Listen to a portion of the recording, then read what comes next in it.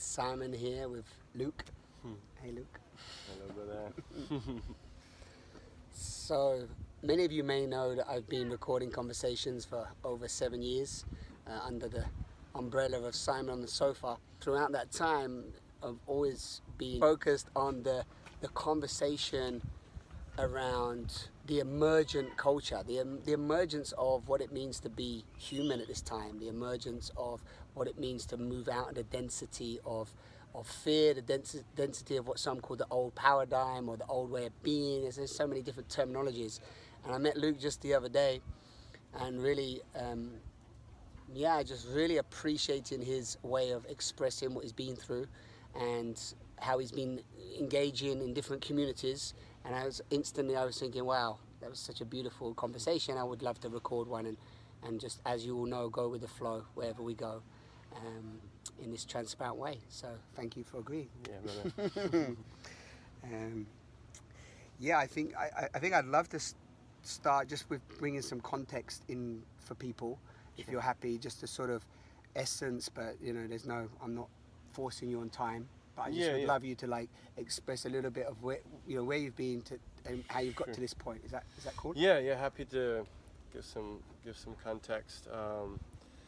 So I've been on a journey of empowering community and really receiving this download of what's possible in co-creation around land-based projects. Specifically in 2008 in Costa Rica is where that journey started, of seeing what living on the land as a community can look like. And coming from New York City, got really inspired by seeing little kids running around the jungle and the whole center being ran by people in connection and creating, and that sparked a whole evolutionary journey of really committing to sort of attracting a tribe, and then this idea of creating some kind of land-based project. And I've gone through, obviously 2008, it's about 11 years ago, about a decade of experimentation and exploration in phases of leadership and organization, from festivals to companies, and then very much deeply woven within my own healing journey and hero's journey of healing mystery illness and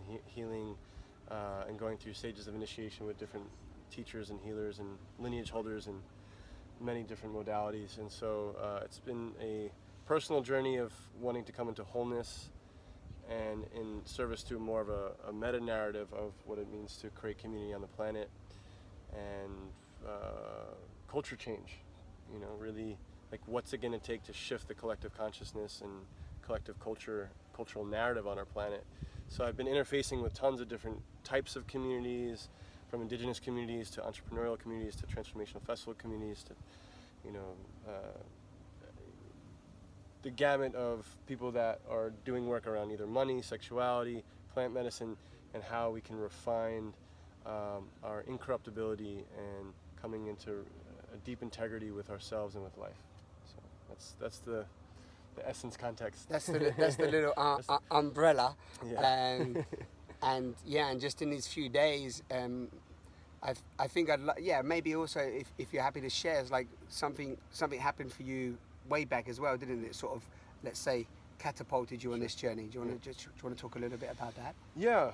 So for me, this all started from I had a full healing crisis in college. I was a very overactive martial artist and athlete, very competitive, very fire, go, and I was living pretty much a typical college lifestyle, and typical in the sense of diet and social group and that kind of drinking culture, and I was just pushing my body really hard. I had a lot of stored grief from 9/11. I lost my brother-in-law, who knew me since I was a child. He was one of the safest people in my life, and really one of the few references of heart-based masculine energy that I had at the time. And so needless to say, it was pretty devastating, and I didn't really have the tools, the culture, or inherent emotional intelligence of how to process that level of grief. So it was stored in my body.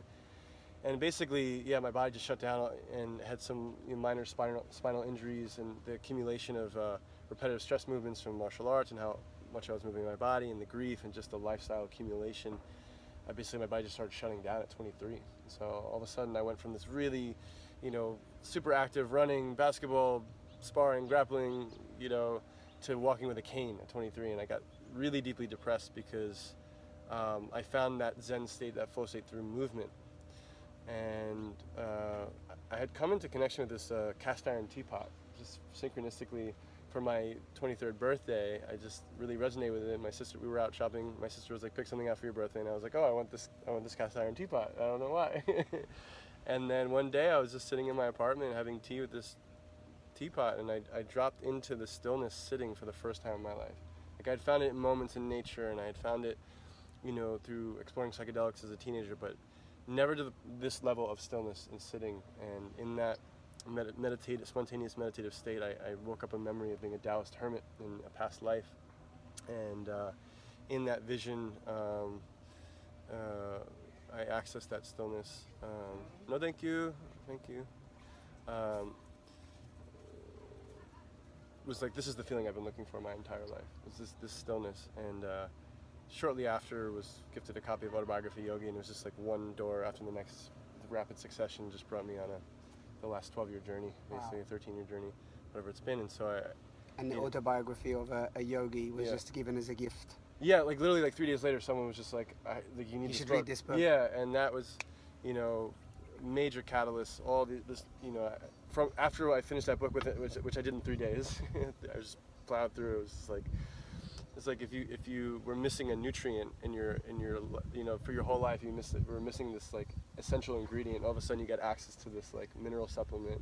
It was like, just drinking it like crazy. This is good for the body. Yeah. And then I gave up eating meat, watching TV, smoking pot, drinking alcohol, like within like days. Right. And I was just like, I'm dedicating my life to this path, and kind of my soul merged with me, and I could see where my soul had been with me my whole life up until that point. And it was just like, this choice point of a very new trajectory for my being. I had no idea what kind of journey I would be going on. I was very much still in certain levels of victimization or my body shutting down at 23, but there was a spark for the possibility of what enlightenment could be, or moksha or liberation could be, that I tasted so deeply in my soul, that I've known beyond this body. And that just kind of set the precedent. Set the precedent. And then not that I hold like anything around those things that I said that I stopped. It was just life was saying, it wasn't like this cognitive decision where like, I'm going to stop, smoking pot, or it was just like these things just slipped away in a moment in that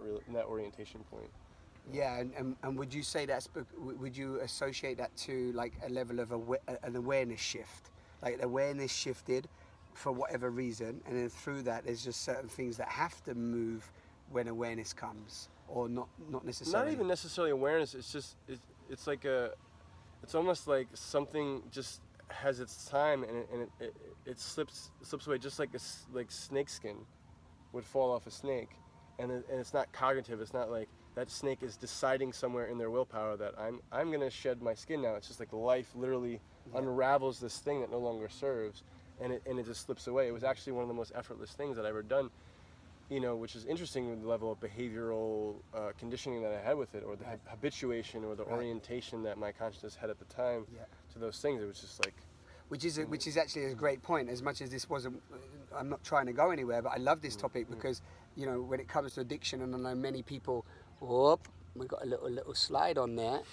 I mean, sliding away on us, little camera. You have so much shakti that like when you talk, it shakes the whole little.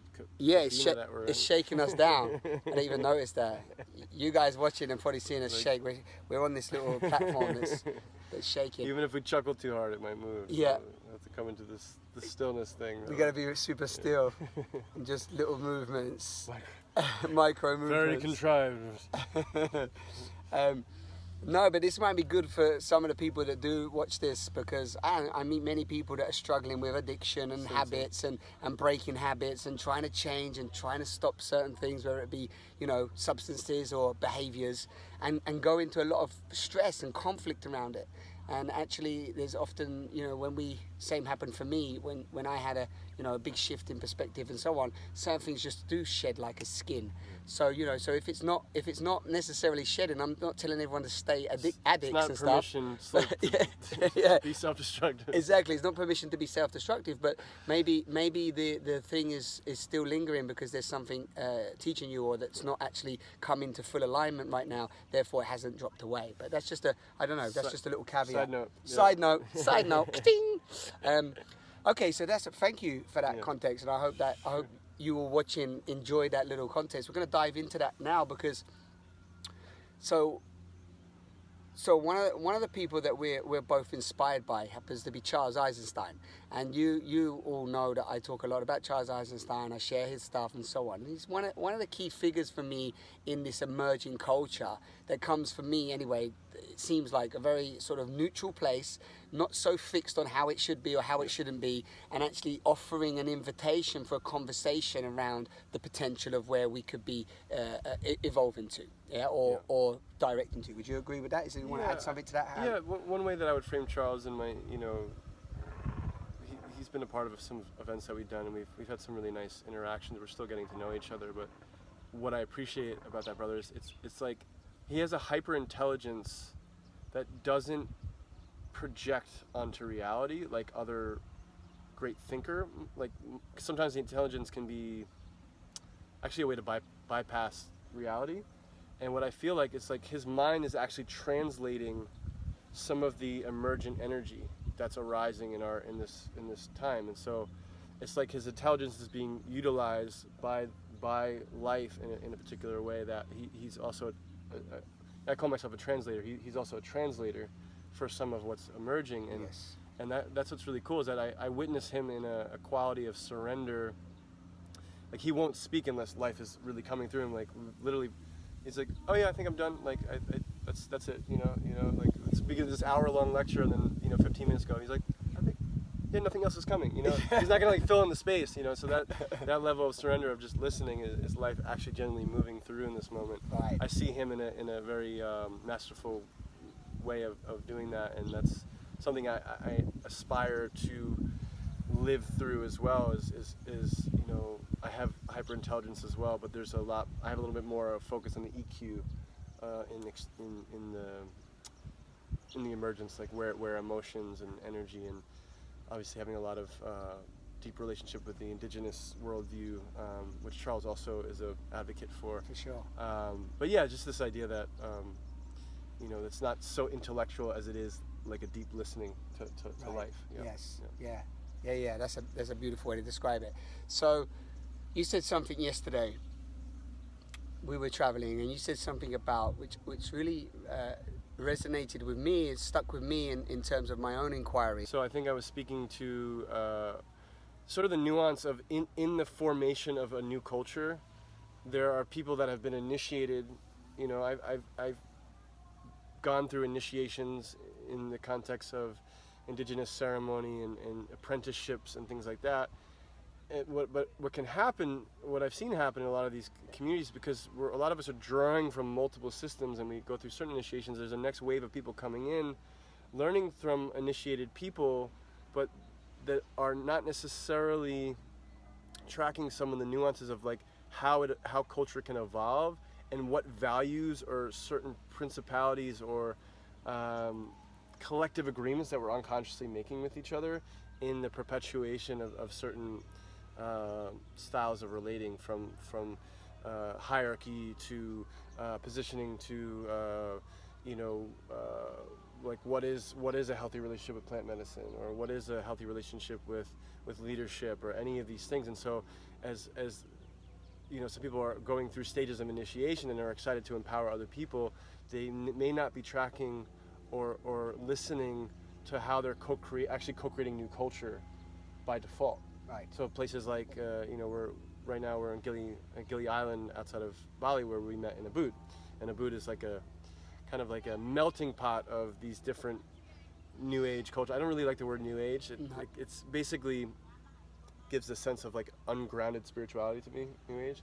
But there are grounded, integrated people in Ubud that are bringing through real spirituality, and so I guess what we were talking about is where we can actually become distracted or kind of bubble out in a niche culture that's not tracking where that culture interfaces with the larger whole, and that we are in a stage of culture formation on the planet, and those who are being initiated in these sections of spirituality need to be really mindful of the kind of norms that we're co-creating with people that are just touching these things for the first time. Right. Because what we set in motion is this really powerful choice point.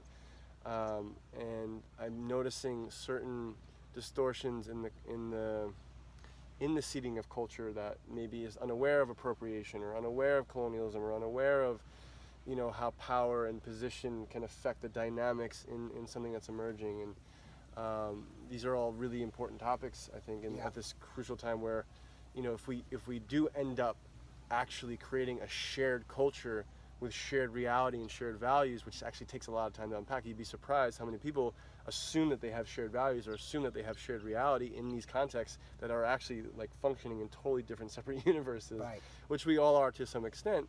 When you think of that, the idea is to actually come more and more into shared reality and discover what our shared values are, so that we can invite more participation in that space. Right. You know? Yeah. So yeah, that sparked something in me. We keep sinking. I love you all. Thank you for following this sinking ship. We will see. So that's talking of sinking ship. As soon as I say that, I keep thinking about so much out there. I'm curious, and maybe you guys can write in and share this. Yeah, how many of you watching this are overwhelmed, inundated with diminishing media around mass extinction? You know, the seas are dying out, everything's dying out, systems are collapsing, a lot of fear-mongery. And from fear, we're in closure. And when we're in closure, we can't find solutions. When we're in closure, we can't open up to the infinite potential of a multiverse that has, you know, infinite potential timelines. Infinite potential timelines, and, you know, multi-dimensional state of being, which is what we're accessing now. And you said something lovely the other day, this idea of even dimension hopping and so on and so forth, right? So I'd just love to know, maybe you could write in the comments or share with us, you know, what's been your experience of that, you know, because what I notice a lot of is that there's a lot of this sort of getting caught up in the fear, the gossip, the drama of it all, which actually plays as a big distraction. It's a big way of distracting us, whether it be on harvesting energy, exactly. And then when we come to this idea of, you know, shared values and connecting with people in community, you know,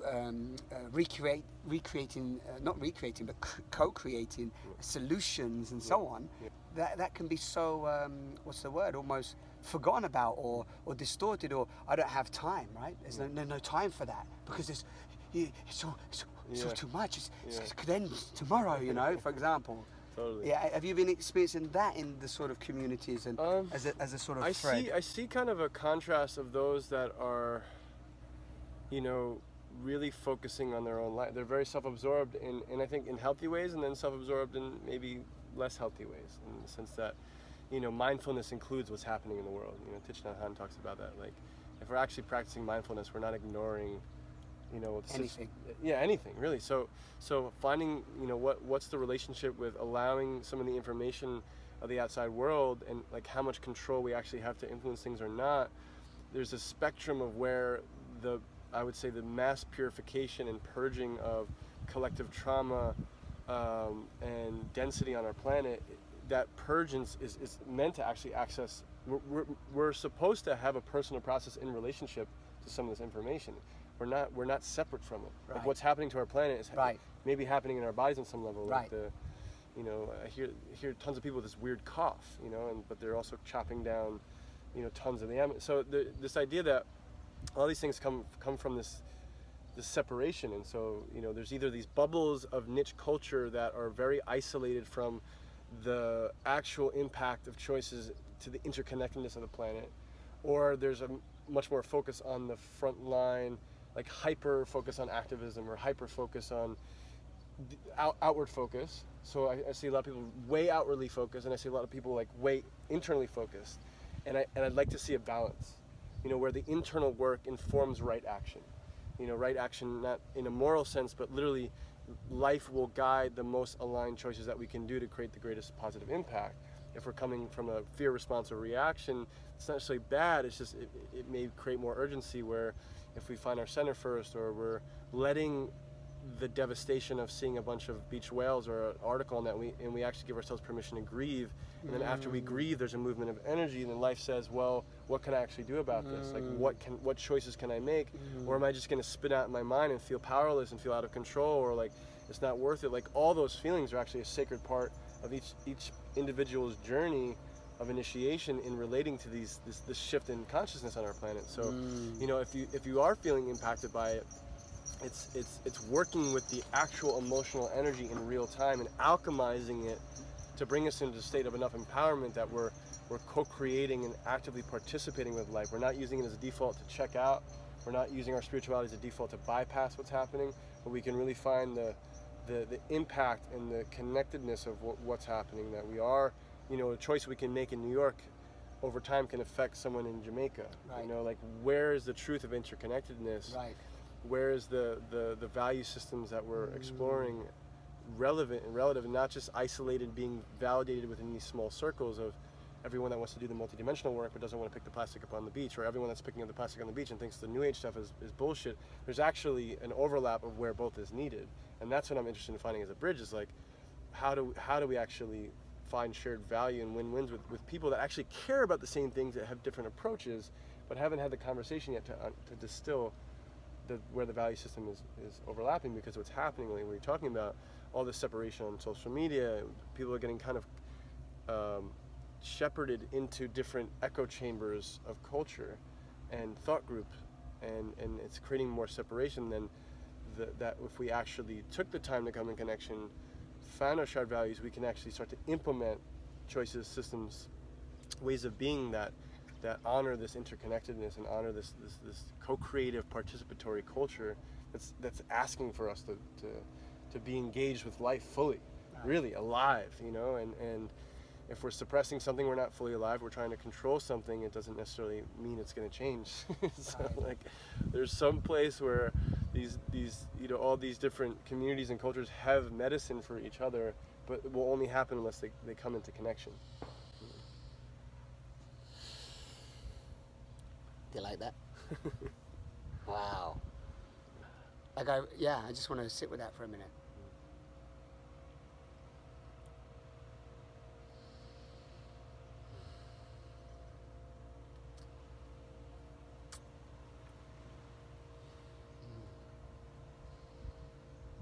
Yeah, when I'm in these conversations, I want to be really more and more present with, like you said, what's coming through in the moment. And yeah, and I guess I come from this, like, you said something with me, you know, I come from this sort of visionary idea of what's possible. And I know we touched on this morning, but like this visionary idea of what's possible. And then I find myself at times like looking out and then going, where is it happening? You know, like, it is happening. There are beautiful pockets, and I know there's thousands, even millions upon of people on this planet that are aware of the bigger picture and are really doing their best to create solutions, to create new ways of being, to you know, to rewire the conditioning. And at the same time, I love this acknowledgement that, you know, we are dealing with thousands of years of deep-rooted conditioning, right? Cultural conditioning and Trauma. your trauma. Yeah, I love that. And I love what you said a moment ago. I'm really wanting to feel into that as well, because I think at times I've bypassed the feeling, the grief that I feel when I look out and I see, and you mentioned the whales. It's funny you mentioned the whales, and it's been the whales, the dolphins, many aspects of our nature, and even our fellow brothers and sisters that are just going through so much pain, right? And of course there's that dance of, you know, duality, and, you know, you get this sort of sense of, yeah, well, we're above that and we can just bypass it because, you know, non-duality and everything, all is well in all of creation, and there's that sense of that. But there's I love how you brought this, like, yeah, there's this sense of, okay, even if we play with that, all is well in all of creation, everything is exactly happening how it should, that's how it's happening, that's how it is, right in this moment. But that doesn't, for me, create this sort of passivity of like, yeah, well, you know, fuck it, yeah, what's the point? There's no point. Yeah. It doesn't create that. It creates like, okay, if all is well in all of creation, it allows me to move away from like the fear, as you said, and the fear response, and moving into this sense of a responsibility. What's my ability to respond? And what is that? And what is that on the micro level? Because that's what I can take care of, right? Me. And I love what you said, how, you know, that might just be this sense of like, right now I need to process that grief. Yeah. Right? Yeah. Right. That's my contribution right now. Yeah. That I process the grief that I'm feeling for this species dying out. Yeah. As opposed to going, everyone should be, you know, waking up, or you know what I mean, protest, you know, the oil companies are the problem, or whatever, right? It's like, let me purify that. And anyway, that's what's alive in me in this moment. Yeah, and some people's life is going to move for them, and that is their role, is to be one of the energies setting a boundary with those companies. You know, like, we need frontline warriors setting boundaries. Right. And we also need people taking full responsibility for their own internal energetic trauma, so that it's alchemizing on the planet. Right. You know, so it's not, I don't think it's one or the other. I think that we actually need both. Yeah. In order to create systems change. Yeah, like you said, we need to merge, or the call is, it's not even about the need, right? It seems that there's a call for this merging together. And again, Charles Eisenstein uses that in-between stories, right? Which is a great, you know, term for what we are. We're in between many narratives. Yep. And one thing that popped a moment ago, and it's just coming again now, is this idea of shared values. Do you feel that, based on what you've explored and seen growing in different communities around the world, that there is this sort of universal shared values that could emerge? Because, you know, we're talking about, you know, but there's huge cultures like China, America, there's so many cultures out there. Like, is there a harmonizing that can take place, or is this more of a transition into a whole, you know, new way of being human, a new way of being that is really not exclusive of what's been, but almost can't. No, I don't want to say can't include, because that sounds exclusive, right? Yeah. You see what I'm pointing to? I think that there's a possibility that we can move into a culture that has alchemized the distortions of the previous culture. Right. Yeah. Exactly.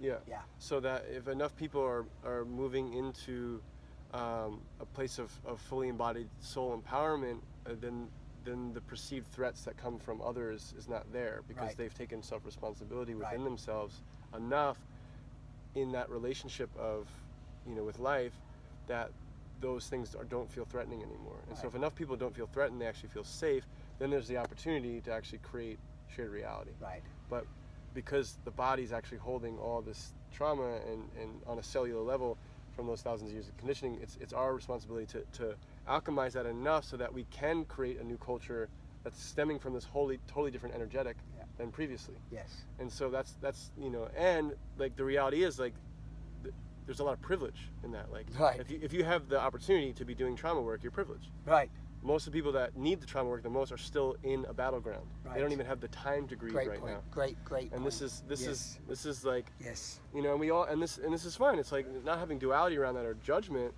You know, like, different communities are working on different things, and the shared I'd say the shared value, or the universal values that may be emergent, you know, still mean different things to different people. Like your definition of love, or my definition of love, or caring about the earth and what that means, you know, for someone who's on the front lines of an indigenous community where there's an oil company moving in and threatening their entire way of life, may be different than an environmental conservationist from California who was raised with, you know, and has access to white privilege. You know, there may be shared values, but without, you know, actually unpacking the depth of our humanity and connection, we can't actually discover that in a way where empathy, which creates understanding, can be anchored. And I think the culture that we have the opportunity of creating is one of empathy and understanding that allows us to go outside of our own narcissism, our own echo chamber of community, and really feel into another person's experience, and really feel into another person's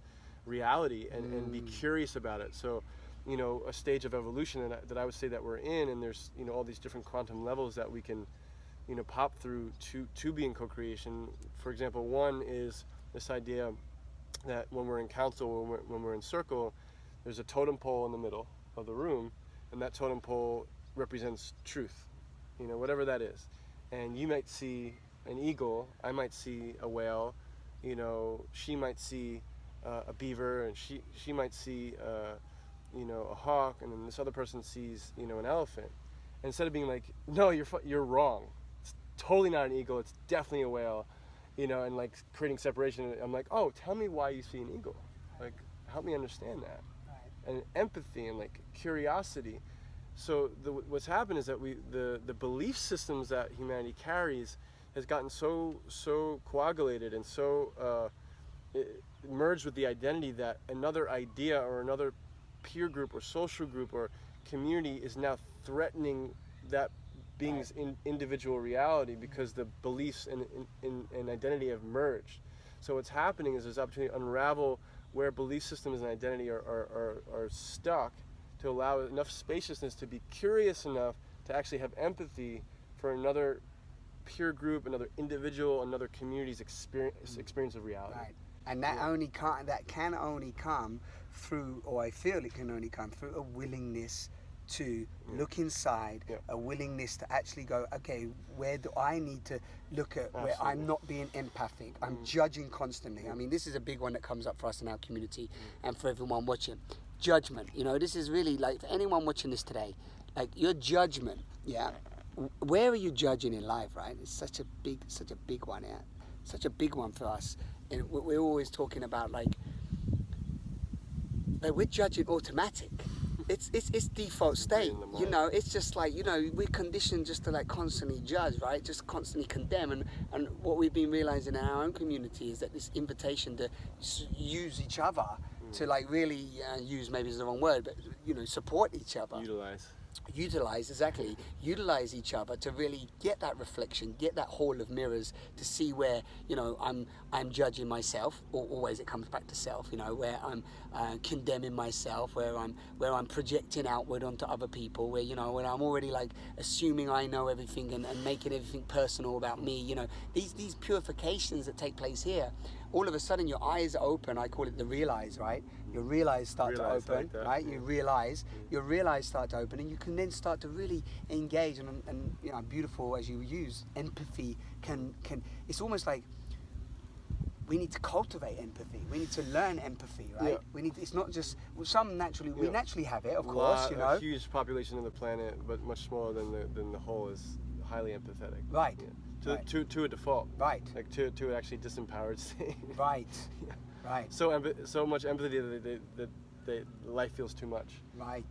Yeah. So there's like a balance. I see that wants to happen for the light workers or the empaths to come into enough individuation and personal power that they can show up in life, and the people that have been in a kind of narcissism and self-centered or self-focused in their own survival and their own success, whatever, that they're like, oh wait, like there's other people with other reality around me, and like how do I become more attuned to that? Right. So both, like all these different communities have their growth edge of what they're alchemizing as we spiral up in consciousness to find that shared reality. So I think you can probably feel even through this conversation, you see how like more and more bubbles up, more and more comes to the surface, and I'm going to be speaking a lot more to Luke, and we could of course go further here, but maybe I'm going to ask you, based on what we've shared now, or just in this moment, is there anything coming through that really supports this conversation? Just in this moment, because I could go off on many different spins. For me, what's coming up is like this idea of full responsibility here. What does it mean to be an integrated, I like the words you've used, balanced, coming home here to find that balance within myself, first and foremost. That was something that was popping up a lot. Yeah, I think what's showing up is that within the more spiritually focused communities is the willingness to be more human, because a lot of people I've noticed have become overly identified with their spirituality, in terms of they've created another identity that's trying to create a fixed point in consciousness, and it loses the curiosity about other people, it loses the curiosity around other systems, and there becomes an identity that is the knower, or like I have the information and someone's a student or a client. So there's actually a lot of shadow objectification that happens in the spiritual and entrepreneurial communities, that if we're willing to let go of the identifications enough to be curious enough around other people's experience. That, I think those communities are some of the most influential on the planet right now, as the personal development and the coaching industry and all these things become more and more positioned in the world, and more people are after that and looking for that because of the success. If we can set new standards and new norms and new culture in those spaces where the most influence goes out, and actually are courageous enough to become more human, meaning more vulnerable, more authentic, more willing, more curious, more empathetic, then we can actually be a shared community that's creating a new culture. Because there are, you know, if you look at the 60s or other things, the people that were creating the music, the people that were creating the hip things, the things that were cool, and I think spirituality, for lack of a better term, is becoming more cool. Like, more people are interested in that, and there's positive and negative things to that, but to ground it into our shared humanity is so freaking important. And if we're not willing to take, like, to really be honest with ourselves and our emotions and our own humanity, this is where the distortions of the old culture can creep into these new places. And that's what we need to be willing to look at, is not perpetuating an even more nuanced version of materialism, or even more nuanced version of elitism, or even more nuanced version of hierarchy in these spiritual communities, but actually set a precedence of what it means to be an integrated, authentic, vulnerable human being that is in enough curiosity that we can actually find empathy and discover the through line of connection into the whole of humanity, not create more separation, not create more elitism. You know, so I think that's what's coming through now, because that's, I imagine a lot of people that be watching this are more oriented to this kind of personal work, and so you are. You know, I'm guessing you are. I don't know who. I mean, some random people will watch this as well. Totally. But this is what happens when you don't have a tripod. Anybody out there making films, making videos? Yeah, it's like everything's falling apart now. We're in discovery. We're in discovery, and we accept what is, and we're in this beautiful island. Just to show you where we are, you know, just to give you a little panorama. Talking about privilege. Yeah, speaking of privilege. This is speaking of privilege. You know, this is where we're coming at you today. And this is an interesting thing, because for the last 5 weeks I've been exploring myself, and Dara's been training, and we've been doing a whole heap of stuff and meeting beautiful people. And yeah, it's like, I know that there's many people out there going through, you know, challenges, and this can seem like really privileged, and we can talk about this, and what are we doing, and what are we doing on ourselves, and you know, just to bring that back to self is like, you know, just last night I was in a very yesterday me and Luke spoke. There was processing a lot of stuff and feeling into my own contribution, and feeling into my own trigger and my own expectations, and that was bringing up some you know, some wounds in me where I can't. What came up for me yesterday was like there's this inability to fully surrender, right? And that was coming up last night, right? Like even with me and Dara, and there was some real pain body activation, and this is something that. I speak a lot about this, but I don't know how many people out there still. I don't have many conversations around the pain body, about the wound, about grief, about what we're really going through. It's almost like a taboo subject that we can't talk about this stuff, right? Our feelings. Yeah, and we can't share our feelings. And part of me is like, if there's any change that's going to happen, it's this change where, you know, whatever. I don't even like this whole thing with all these mixed genders now. It's like 56 genders or something. Two men coming together, two beings, two human beings, two souls that care about themselves, about life, about what we're doing here, about our contribution, about the way to create something new based on what we can clearly see is not serving, is not functioning. Yeah, that's really, I don't know. There's a richness in that, and I want to just acknowledge you in, you know, we've known each other 2 days, 2 days. We met, 2.5 days. 3 days now. Like that, yeah, something like that, 3 days, right? And, you know, we can show up and be open to listen to, you know, new perspectives in different ways. And, you know, there's an author that I love, and I mention this sometimes, but, you know, old school Jiddu Krishnamurti, you know. And one thing I love about Krishnamurti is always this, you know, this highest intelligence is being able to tap into our intuition, to be able to observe without evaluating, to be able to come together with two beings without this need to for me to be right or Luke to be right, but what's in the space that can come through us when we show up just with a willingness, right? Yeah. Willingness is definitely everything. Yeah. Yes. Yeah. and the willingness to listen together. Right. You know, 'cause then if I'm in a willingness and a receptivity to deeply listen, then more wisdom can actually come through you. Right. Because there's a space for it to be received. If I'm in the assumption that I know everything, or that like my reality is more relevant than yours, or my experience is more has more validity than yours, then I'm not listening, and then I miss out Right. on whatever gift life has for me through Right, you. right. You know, and so Right, it's, and you know, we get the, and then we get the playful. I love the word you use. The curiosity comes in. Then there's that playfulness, right? And then me and Luke were just talking before. We had this lovely man come over and sell us this beautiful, some beautiful sarongs. And I said to the guy, at one point, it's like, he was like, selling. And I said, yeah, what about your smile? I goes, I pay millions for that smile. And he said, smile is free. yeah. The smile is free. Yeah? And then we were laughing about that. And he was really this lovely, beautiful, kind man. And they're making these sarongs. And some of them take 1 week and some take 1 month to make. And then I just said to Luke, I said, it's interesting. Sometimes I notice how us so-called privileged people engage with these so-called poor, unintelligent people, right? Which they're clearly not.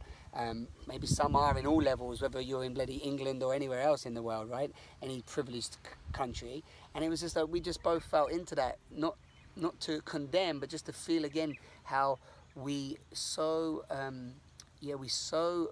in my opinion, we block love purely by our preconceived ideas and judgments of who we think we are and who somebody else thinks we are.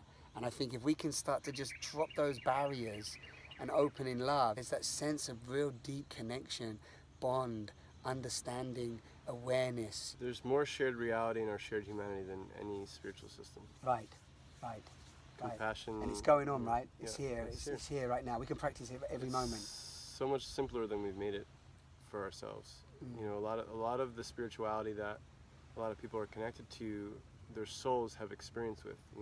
It's lifetimes of accumulated orientation, and what life is actually inviting and asking for is an emergent spirituality that is in alignment with the modern world and the times that we're coming into. So something that, for example, so this isn't just like broad concept, when I've gone through breakups with partners, or had some really devastating feelings, my default spirituality would say, remove myself from the world, go to a cave, go to a monastery, go like outside of the world, opposite of connection. And what life has been saying to me is actually move deeper into connection, like share it, come into it, feel it.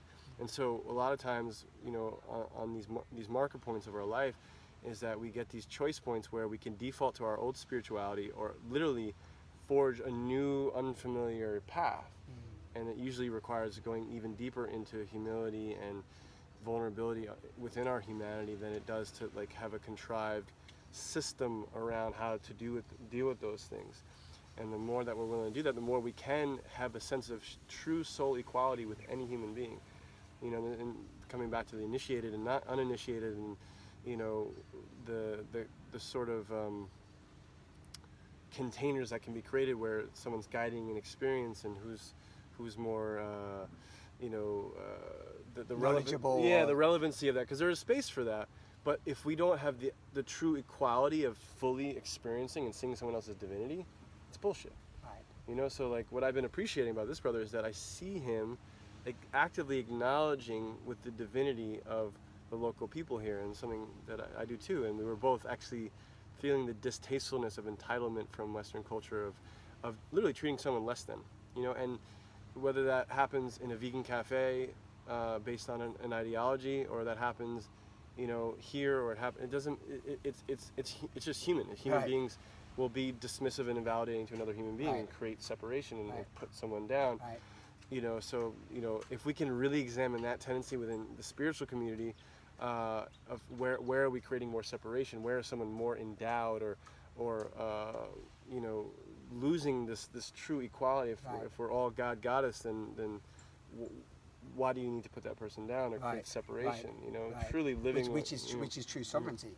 That's sovereign, coming back to sovereign self. Yeah. Which actually, I know we were going to finish, but this is to spark something. So listen to this. So actually, this is beautiful because you've gone full circle. But maybe this is a great example to talk about just briefly, Yeah. just a taste, a seed of radical leadership, right? We spoke briefly about, and then I don't know, are you happy to share that that scenario of that man that came in and we were talking about co-leaders as opposed to authoritarian, I'm the boss, you're the one working under me, but actually this idea of co-leadership. Yeah, co-leadership, surrendered leadership.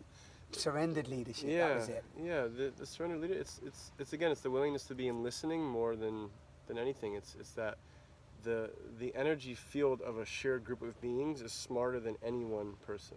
Right. So we want to actually come into an experience of a unified field, and some people are great at guiding the energy into a more unified experience, but at some point they have to dissolve enough of their identity as the teacher or the guide to all experience that unified energy enough. Right. And when we do that, we're in that listening space, and in that listening space, that field can come through anyone, and it's trusting life enough to like dance with that shared energetic that we can allow someone's leadership to emerge. Right. If we're listening, someone can bring through a message through their own channel. Maybe it's not the teacher in the workshop, but someone's innate intelligence bubbles up in that moment through the unified field, and they're speaking something that's absolutely resonant with everybody. Yeah. But if I'm too attached to being the facilitator, and I'm dominating the space on some level, or trying to manage the energy too much, and someone's innate intelligence doesn't have permission to come online in that space. Right. So this is kind of the idea of surrendered leadership is the facilitation is coming from the emergent field itself, and so it becomes more in service to like massaging and nurturing a space for more unity than it is a fixed identity of a role. Yeah, I love that. Yeah. Beautiful. Yeah, and it's like those roles need to happen organically through life as opposed to be asserted into the situation. So I've literally, as an experiment for myself to see where I still have attachment and other things, I've been going to other people's ceremonies, other people's workshops, peers of mine that I believe in and have love for. I don't necessarily put them, I don't pedestal anybody anymore, but just to go with curiosity and actually humble myself enough to just listen and not need to be validated, seen, or have my wisdom be at all. And so I've literally, my entire time in Bali so far, have gone to my peers who usually unconsciously on some level are competing for the spiritual stage. Right. Instead, just go and just be a participant and bless the work that they're doing in the world. Right. And I've been doing this consciously as an experiment to see where am I still attached with having a role of being a facilitator. Right. And being heard or needing to get your point across or whatever it might be.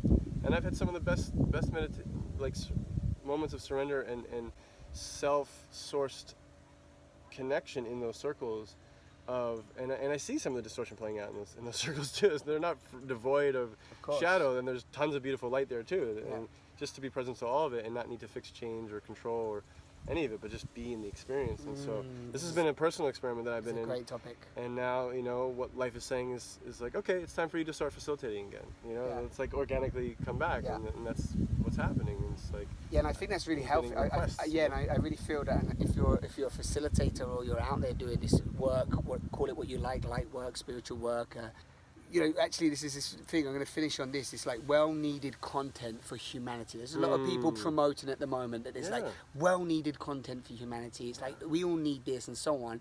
And at the same time, let's bring that forward, but let's not get too identified that you're the one that is bringing it forward, that your price tag has to be paid, that everybody has to come to you for that information. The information is not yours, not mine, not Luke's. It's coming through from a higher intelligence, and we are the conduits, the vessels, the look, tingles in my arms. We're the conduits and vessels to allow that to come through. And the more that we purify ourselves, the more transparent we are, the more clean our container is, and the more transparent our container, the more pure the transmission that wants to come through, the intelligence wants to come through. And somebody said the other day to me, they said, transparent communication is all a bit like, it's misleading because the word transparent means clear, it means translucent. It doesn't mean that I can just go and spit my words and say whatever I want onto anybody and that's just going to be okay, right? And I said that, and my response to him was, no, the word is perfect, but for you to be able to communicate transparently, you need to purify and cleanse yourself enough that you are clear. Because when you are clear, The transparency is natural. It's a natural expression. You don't have to Not a think, concept, yeah, yeah. it's not a concept that you have to read a book and go, oh, I must remember to say this, this, and this. No, you are clear. Yeah. You know, you become clean, you become transparent, translucent, and then you can communicate from that place. So, thank you. Yeah. Good to be here with all of you, with you, brother. Let's seal it up on my end. It's just those that are bringing the new content, those that are, you know, initiating humanity into deeper connection with Source Self, another Mother Earth, Spirit, Cosmos, whatever you want to call it, to be courageous enough to not have a fixed point of identity. That's the essence of what surrender leadership can look like. Yeah. So just kind of distill it down. Are we courageous enough to not have a fixed point of identity, Right, but to discover our identity in connection as it arises? right. Yeah. Yeah, which is beautiful. And it sort of links into the transparency, right? Because actually, if you're really translucent and completely clear, there is nothing to fix on to. Yeah. Is there? There's nothing to fix onto. Yeah. Ah, thank you. Yeah, brother. Really? How are you feeling now from how you felt at the beginning to now? Well, just, you know, it just feels sweet, you know. I feel the sweetness of just more and more people are willing to do the work, you know. We can focus on everyone who's not willing, and we can focus on all what's wrong. I really want to get in the habit for myself and with others of what's right, what is working, what is exciting, what is nourishing, where we focus our energy and attention, the chi flows. And so it's like, you know, bring it full circle and also do another wave of wrapping up loops of what we've opened, of Please. to not be in the disassociation or bypassing of the challenging choice points for humanity right now around all the issues that we care about, to not become bypassed of that and let it impact us. But again, to also keep a consistency of focusing on the positive and what's possible. What's possible? What's possible, you know, staying in the curiosity about life. I'm not going to draw the conclusion that we're all fucked.